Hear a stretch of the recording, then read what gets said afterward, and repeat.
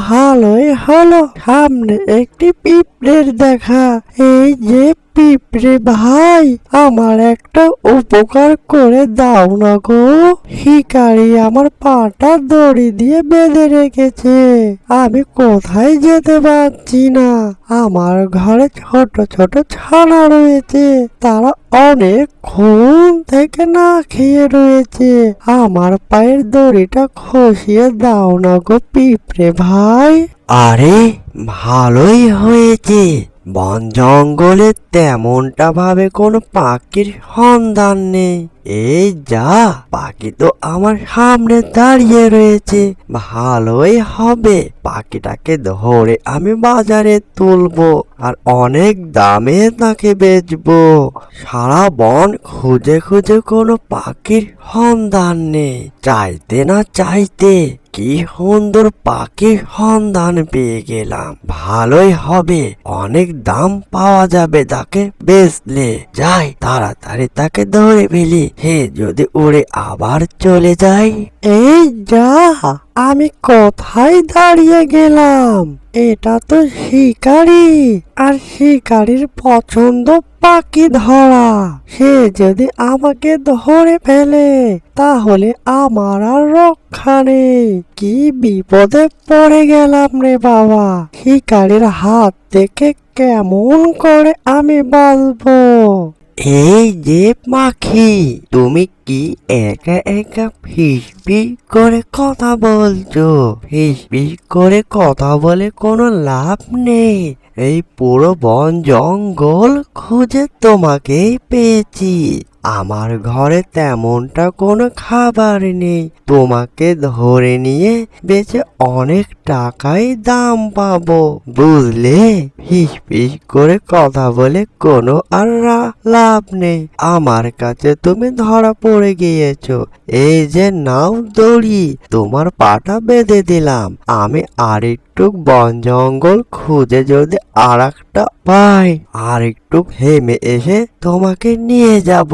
পুরো জঙ্গলটি আবার খুঁজে দেখি কোনো পাখির সন্ধান পাই কিনা। এই যা, শিকারির হাতে তো আমি বন্দি হয়ে গেলাম। বাসায় আমার ছোট ছোট ছানা রয়েছে, তাদের খিদে লাগলে তারা থাকতে পারে না। কি যে করছে তারা? এই বন জঙ্গলে কি কেউ নেই আমাকে বাঁচাবার জন্য? হু হু হু হু, কেউ বুঝি আর আসবে না। আমার ছোট ছোট ছানাগুলো না খেয়ে হয়তো মারা গিয়েছে। আমাকে কেউ যদি বাঁচাতে আসতো তাহলে ভালোই হতো। আরে আমি এটা কি দেখি? একটা তো কি সুন্দর পাখি, আশেপাশে তেমন কোনো পাখি নেই। আরে বাবা রে বাবা, পাখি তো আবার পায়ে দড়ি বাঁধা কেন বুঝলাম না। যাক, ভালোই হলো সামনে একটি পিঁপড়ের দেখা। এই যে পিঁপড়ে ভাই, আমার একটা উপকার করে দাও না গো। শিকারি আমার পাটা দড়ি দিয়ে বেঁধে রেখেছে, আমি কোথায় যেতে পারছি না। আমার ঘরে ছোট ছোট ছানা রয়েছে, তারা অনেক ঘুম থেকে না খেয়ে রয়েছে। আমার পায়ের দড়িটা খসিয়ে দাও না গো পিঁপড়ে ভাই। ও, বুঝতে পারছি, তুমি তাহলে কান্না করছিলে। তোমার কান্নার জন্যই আমার ঘুমটা ভেঙে গিয়েছে।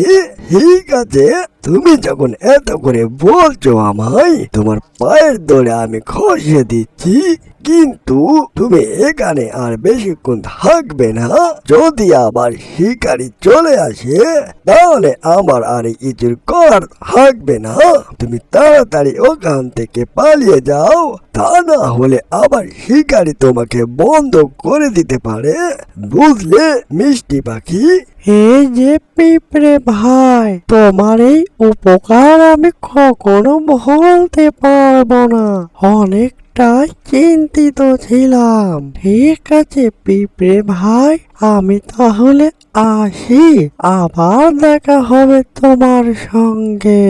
অ্যানিমেশন কার্টুনটি যদি ভালো লেগে থাকে লাইক, কমেন্ট আর শেয়ার, সাবস্ক্রাইব করতে ভুলবেন না।